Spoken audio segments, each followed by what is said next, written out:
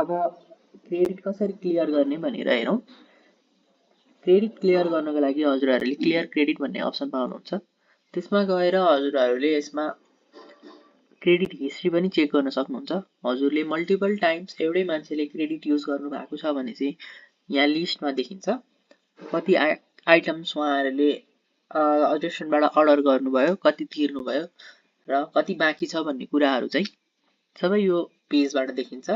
हजुरहरूले यसलाई export to Excel पनि गर्न सक्नुहुन्छ र यो चाहिँ अमाउन्ट मात्रै क्लियर गर्नलाई चाहिँ हजुरहरूले यसलाई मार्क पेडमा क्लिक गर्नु होला।